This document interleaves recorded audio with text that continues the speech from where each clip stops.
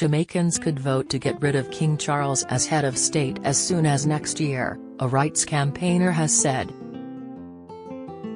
Jamaica's Prime Minister, Andrew Holness, told Prince William and Princess Kate during the royals' controversial visit to the Caribbean in 2022 that his country wants to be fully independent and address the unresolved issue of slavery. The former British colony, which gained independence on August 6, 1962, but retained Elizabeth II as head of state, is widely tipped as one of the next to scrap the monarchy. The Bahamas, Antigua and Barbuda, St. Vincent and the Grenadines, Australia and Belize are also expected to ditch King Charles, who is currently head of state in 15 realms. Mr. Holness announced the formation of a constitutional reform committee in March to aid Jamaica's transition. Marlene Malahou Forte, Jamaica's Minister for Legal and Constitutional Affairs, said an urgent referendum could be held in 2024, a year earlier than some had anticipated. But rights campaigners have said while a referendum could take place as soon as next year, the Jamaican government is putting the vote at risk by failing to outline what will replace King Charles. Meghan and Harry have to change tactics as coronation signals royals won't back down. Meghan Markle and Prince Harry will have to change tactics now King Charles III has been officially crowned, former butler Grant Harold has claimed. The Duke and Duchess of Sussex have taken several swipes at the royal family since they announced they would be stepping down from their working roles in 2020. Find out more here. Professor Rosalie Hamilton, who co-chairs the Governance and Human Rights Campaign group Advocates Network Jamaica, told Express.co.uk, "It is important to remove the king as head of state, but removing the institutional arrangement that we've inherited is as important, or today even more important, than the king himself. The highly centralized governance structure that shuts out the voice of the Jamaican people, we say, must change. We're advocating for a republic that makes the Jamaican people sovereign." She said a referendum next year is possible because the Prime Minister has the option to call an election at any time, adding, he may want to do this before the election or maybe during the election. There's a question mark as to whether he will couple the election with the referendum. Those are our possibilities. Prince Harry and Meghan Markle planning new Netflix film on royal life behind palace walls. Mr. Holness has said establishing a republic is a priority, but asked if her country's government is taking enough action to do so, Professor Hamilton said the signs are not very encouraging. She accused the government of failing to educate Jamaicans about what might replace the king and of rushing through a public consultation which she said failed to meet national guidelines. Professor Hamilton also claimed some members of the 14-strong Constitutional Reform Committee are not very knowledgeable. Jamaica's government has announced its ambition to remove the monarch and replace the Governor-General with a president appointed by the Prime Minister in consultation with opposition parties. But Professor Hamilton said voters need to know what the president's roles and responsibilities will be. She accused Ms. Malahou Forte of failing to share details when the minister met members of the Jamaican Advocates Network. She said Jamaicans have waited too long and now need to root out the monarchical arrangement which concentrates power in the hands of the Prime Minister and Cabinet. Don't miss. King Charles and Camilla delight fans with surprise trip to Northern Ireland, report. Citadel actor breaks silence on delivering crude Princess Kate sexual joke line. Latest, Mike Tindall rages at frustrating coronation seating plan, revealed. Professor Hamilton said, "We want a more decentralized approach to governance where the Jamaican people have a say. The polls show more Jamaicans want to get rid of the king. And so there's an agreement and a commitment and," Andrew Holness, said it in front of Prince William, that we're moving on. So I think what is not clear is what exactly moving on means. Are we going to continue a dysfunctional governance arrangement?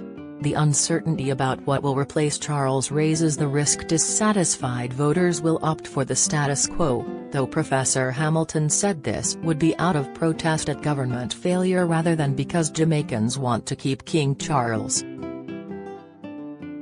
Asked why now is the right time to transition, Professor Hamilton said, after 60 years Jamaicans have grown up. We were a new nation and there were hopes and expectations the people we elected would do the right thing. Jamaicans are recognizing now that was a flawed assumption. Most people are over the monarch. The older generation who grew up with his mother, Queen Elizabeth II, and had a love for her, most of them are on their way out. The younger generation doesn't have that affiliation. Many of them don't even know who the king is. If he is retained, it is about retaining what they know, which is nothing about the monarch. It's not a decision to keep the monarch because somehow we think the monarch is good. When Elizabeth II died on September 8 last year, Charles automatically became head of state in the UK and the 14 Commonwealth realms. Charles was crowned on May 6 in an historic ceremony at Westminster Abbey along with his wife, Queen Camilla, in front of a television audience of millions. Professor Hamilton said the coronation made no difference to Jamaicans but provided another occasion to continue the debate about the country becoming a republic. She said, the opulence was disgusting for some people who felt it was just a reminder that what we saw, all that pomp, pageantry and ceremony, was done on the backs of the blood, sweat and tears of our ancestors. We're talking about ill-begotten wealth. For many of us there was nothing to rejoice or celebrate. It's really just a slap in the face. Some royal watchers said ahead of King Charles' coronation that the presence of the Duchess of Sussex, who is mixed race, might have improved perceptions of the monarchy. While Prince Harry attended the event, his wife, Meghan Markle, stayed in the US where they live with their children Prince Archie Harrison and Princess Lilibet Diana. Professor Hamilton said, the very fact she was left out just feeds into the narrative that the institution is racist. They can't manage and share love and respect for a member of their family. It just reinforces the views held of the monarchy. This is just further evidence. In recent months, the royal family has come under fire for its past ties to slavery, with Prince William expressing profound sorrow for it at a dinner held during his trip to Jamaica. He described it as abhorrent and something that forever stains our history. Professor Hamilton said, in spite of all that has happened, in spite of the fact that the UN has called what happened crimes against humanity, and that has not been recognized on the part of the monarch, and that there is no apology and discussion about reparations, it's just a slap in the face.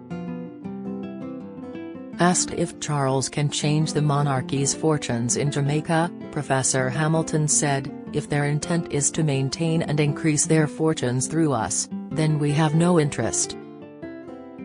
Nobody wants to be used. What is on the table is a mutually respectful relationship that recognizes what has happened in the past, that seeks to create amends, repairs and reparatory justice. Any credible relationship with the monarchy and the British government has to include that. Some experts have argued Jamaica's path to republicanism may not be straightforward due to current legal and constitutional constraints. Robert Hazel, Professor of Government and the Constitution at University College London, told Express.co.uk. successive Jamaican prime ministers, from both main political parties, have expressed the wish that Jamaica should become a republic, but the Jamaican constitution is extremely difficult to amend. To amend the provisions about the Crown and the head of state would require a bill to be carried by a two-thirds majority in both houses of the Jamaican Parliament, followed by a referendum. Any amendment to try to change that high threshold would have to go through the same process of a two-thirds vote followed by a referendum, so they are in a catch-22 on this. Professor Hamilton said there is consensus among Jamaica's parliamentarians, but the difficulty right now is ensuring Jamaicans know what is being proposed and understand the referendum process.